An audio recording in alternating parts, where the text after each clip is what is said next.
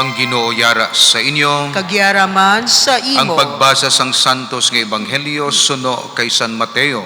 Himaya sa imo, O Ginoo.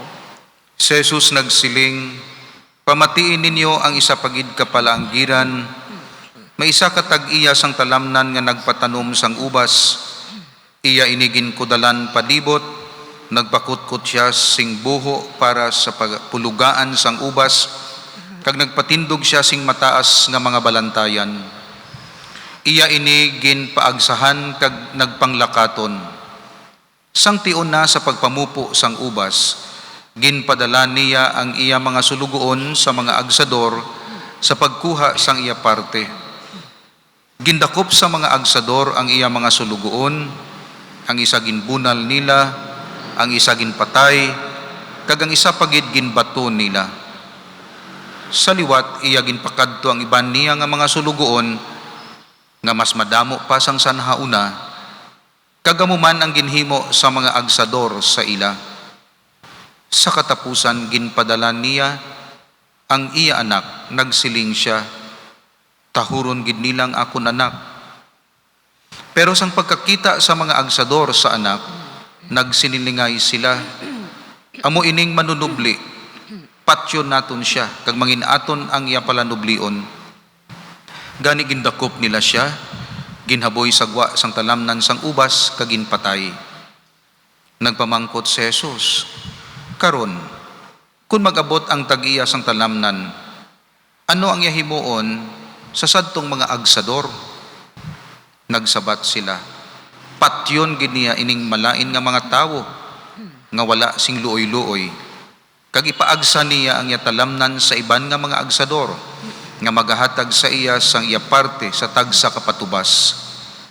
Si Jesus nagsiling sa ila, wala bala ninyo mabasahi ang ginsiling sang kasulatan? Ang bato nga ginsikway sa mga manunukod, naging pamakod nga bato? Ang Ginoo among naghimo sini, daw ano ini kamakatilingala. Si Jesus nagsiling pagid, gani nagasiling ako sa inyo, ang ginharian sang Dios kuhaon sa inyo, kag ihatag sa mga tao nga nagapatubas sang nagakaigo nga mga bunga. Nabatian sang pangulo nga mga pari kag mga Fariseo ining palaanggiran ni Jesus, kag nahangpan nila nga sila ang ginatumod ni Jesus. Gani gintinguhaan nila nga dakpon siya, o galing nahadlok sila sa mga tao nga nagakabig kay Jesus subong isa ka propeta. Ang Ebanghelyo sang Ginoo. Dayawon ka, Ginoong Hesukristo. Nanigugma kong kauturan ng balasahon sa nauna, nga balasahon naton ginkuha sa libro sang Genesis chapter 37, kag ang libro sang Genesis may 50 chapters.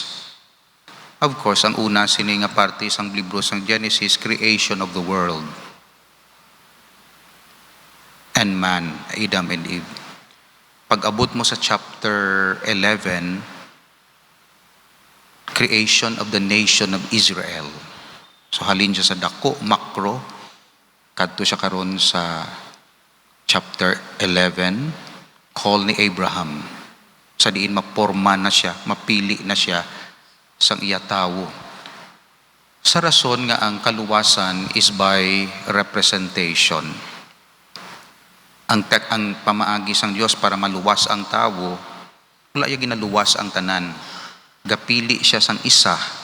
Ang isa nagakahulugan individual, pamilya, nasyon. Bilang representante. Kag amo inang ma-represent sang tao. Do presidente Ang presidente ma-represent sang pungsod. So hindi pungsod luwason niya kundi presidente kay ti naga-represent siya sang pungsod. Ang tanan nga attach kagakilala sa presidente, kung maluwas ina siya, luwas ang tanan. That's why si Adan representante sang humanity. So tungod nahulog siya sa sala, hulog kita sa sala. Si Jesus representante bago nga Adan, ang na-attach kay Jesus, katuo kay Jesus, maluwas kay amo ning representante naton. Kay nagpangita ang Dios ang representante para sa kaluwasan. Failure tanan. Si Abraham failure, si Isaac failure, si Jacob failure, Israel failure. Ang balya, padala ko na lang akon anak para nga ang magatuo sa iya kay perfect siya. Once nga attach kita by baptism and by faith, dala kita sa iya bagong kabuhi, dala kita sa pagkabanhaw. That's why ang style sang Dios, ang method sang Dios is by representation.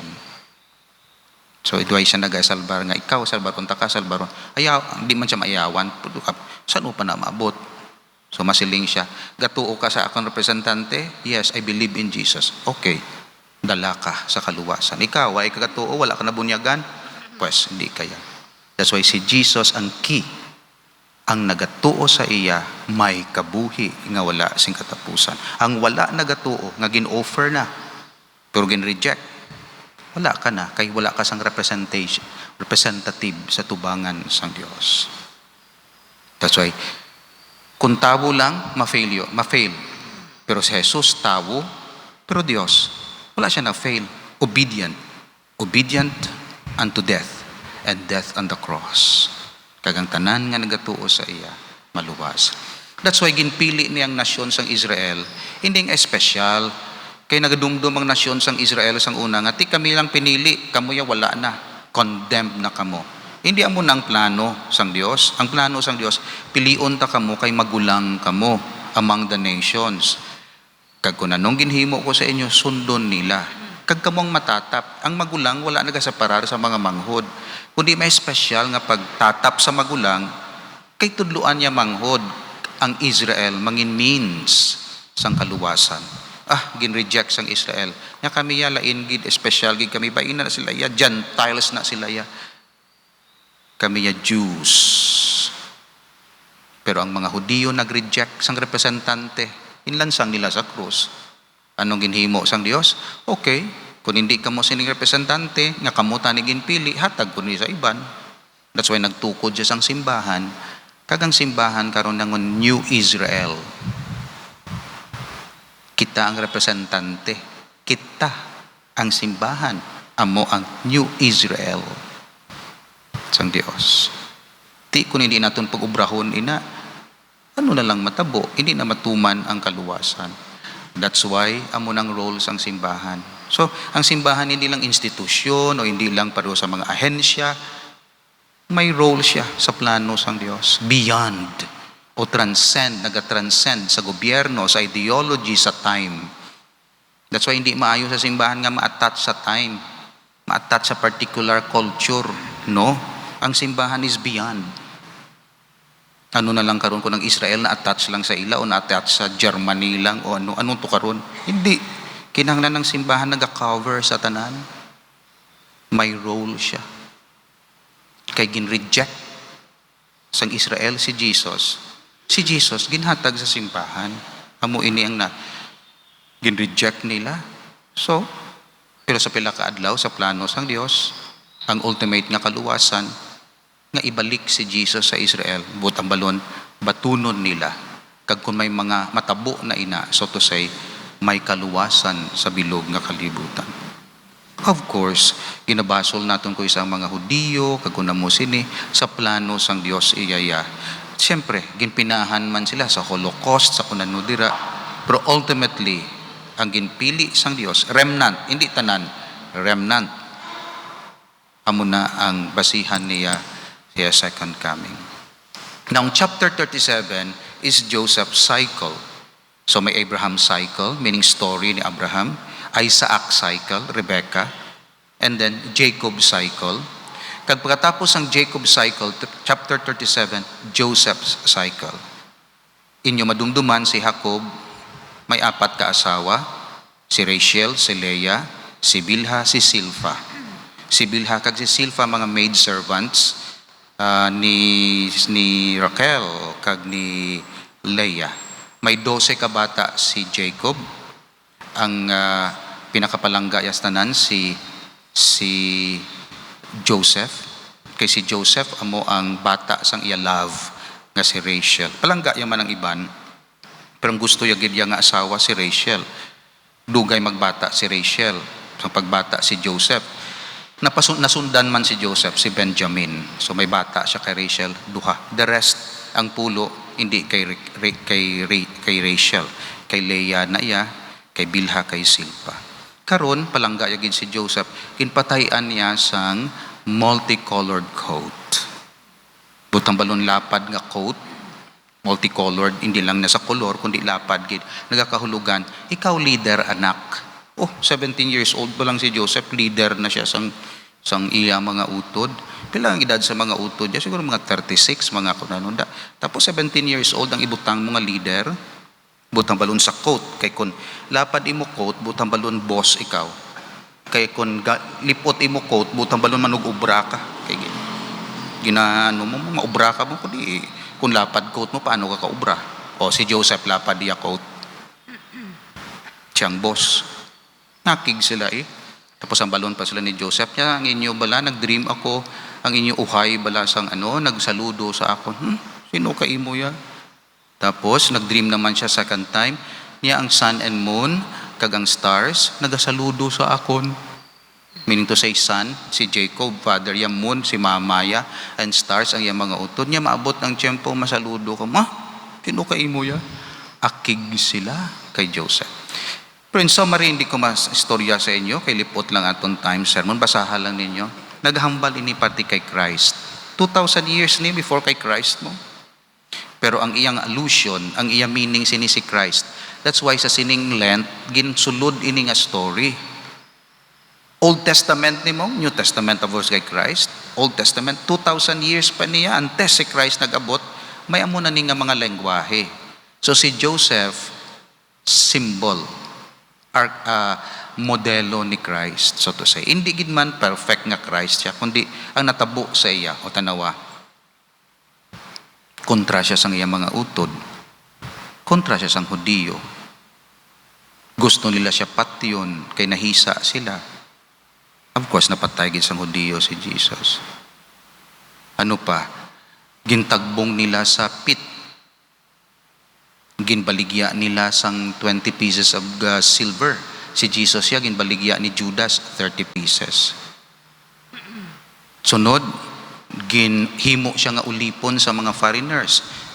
Ginsakit si Jesus sa mga Roman soldiers. And so on and so forth. Nahisa kay Jesus, kay siya ang pinalangga nga anak. Ang story nga ginalaw sang Dios ang matabo kay Joseph ini kay may future role si Joseph sa Ehipto. So naguna lang si Joseph sa Ehipto kay sa pila ka adlaw may gutom sa Kanaan kay Jacob, kag tungod nga si Joseph vice minister na sa prime minister na sa Egypt kay Pharaoh, may control siya sang supply, ginpreparar siya sang Dios didto. Nanaog sila, nangayo sila bulig kay Joseph, balan yun story. Okay, nagkitanay sila, kagambal ni Joseph, niya din si Papa, niya dal adiri pakadto sa Egypt. That's why nanaog sila sa Egypt, kay may gutom mo, nanaog sila sa Egypt, kinhatag sa ilang Goshen. Ang Goshen na muna sa mga green na da, lapit na sa Nile River, amo gito yung ginhatag ni Joseph sa ila, kay ti powerful na siya sa Egypt. Kag dito dlago ilang mga repolyo. Repolyo nila dlago, kita ko gid. Ang ilang mga ahos kag mga sibuyas, dlago mga kamatis. Ara da sa Bible, kay ti Nile lapit sa Nile River sa tubig. Nagdamo sila. 400 years sila sa Egypt. 400 years may mga maayo nga Pharaoh, pabor. Sang buhi pa si Joseph, pabor tanan-tanan nabuligan sila. Nagdamo hasta nangin 2 million for 400 years. May evil nga Pharaoh. Tapos nagadamo na ni sila, patyon na ton sila. And then nagwa na si Moses. Meaning, kung kaisa ang nagakatabo sa aton, daw malain para sa aton. Kay ti ang aton tanaw sang kabuhi, tama kagamay lang mo. Pero sa plano sang Dios, kay kabalo siya sang futuro, pwede niya gina magamit para sa kaayuhan naton, kag sa kaayuhan sang banwa. So amo ni natabo kay Joseph, abi mo daw kaluluoy siya sa iya personal, individual life. gali gingamit siya sang Dios nga instrumento para maporma ang iya tawo kag para masalbar ang iya amay kag mga utod sa gutom kay naging leader na si Joseph. Hindi na mahimo ni Satanas. Si Satanas hindi makakuha sa isa ka bagay, hindi makaimbento sa isa ka bagay kung hindi ka magpasugot. Pero ang Dios, mapasugot ka nga daw madula ka, pero may power ang Dios to draw out sang goodness sa evil situation. Si Satanas hindi makabuhi sang patay. Pero ang Diyos, makabuhi sang patay.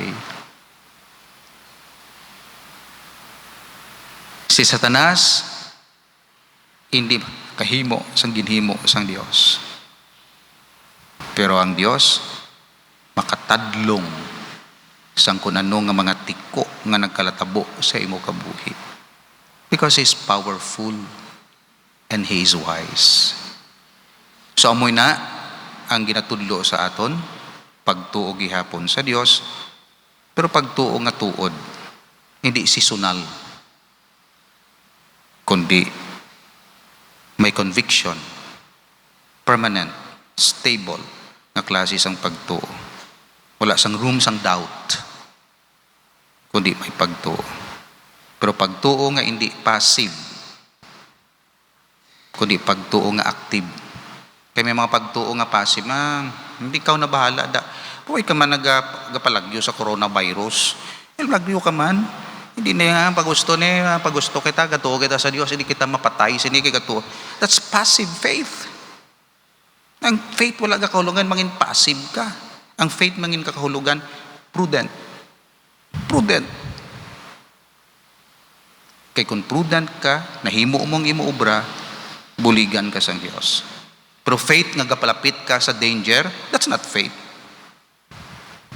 Ang faith is always prudent. Kag ginaubra mo ang nagakaigo. Nga ubrahon mo. Kay buligan ka sang Dios. So it's not passivity. It's active obedience sa Dios. Kabay, padayon kita magtuo sa Dios. Bisan sa nagkakalatabo sini, sitwasyon negatibo, it is not in blind faith, kundi isa ka prudent, active faith, mangin mainandamon, suno sa ginahambal sang Dios.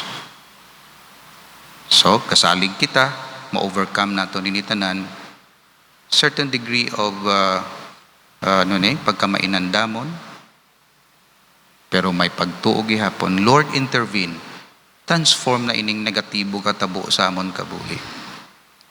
I tell you, and would like you to listen to this statement. Kung hatagan ka sang Diyos ang pain, wala ya ginaalaw nga wala sang mabag-o sa imo. Kay mangin useless ang pain mo kung wala malang sang kambihon sa imo. Kung maghatag isa sang pain, ang sunod sina life and new life.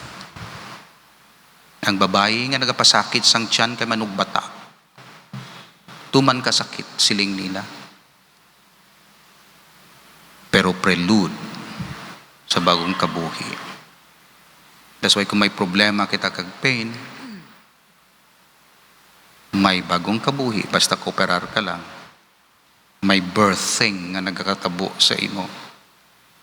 Because pain, in the eyes of God,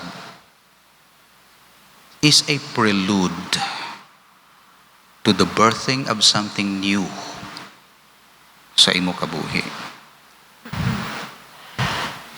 Problema, we focus on pain.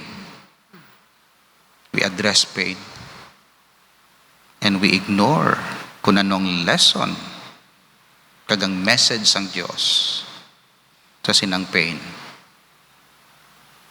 Kagang mga Katoliko nagatuo sa Dios has the eyes nga makadiscern kag makakita sang lesson and learnings and grace sa likod sang pain and difficulties. So kung may pain sa aton kabuhi, kag may pagtuo ka sa Dios, may new version of you that will happen when you overcome the pain. Amen. O Ginoo, dugangi nga amon pagtuo, aktibo nga pagtuo, masinulundon kag nagasalig sa imo grasya. Kabay, makita namon ang kahulugan sa kalatabo sa amon kabuhi, personal man o komunidad. Kag hindi lang kami mag-address sang simptoma kung nagakalatabo, kundi sang imo pagbuot sa likod sinitanan. Agon kung matapos ini, mabili ng mga leksyon sa amon kabuhi, sang amon pagtuo. Hinapangayo namon ni sa imo pa kay Kristo nga amon Ginoo. Amen.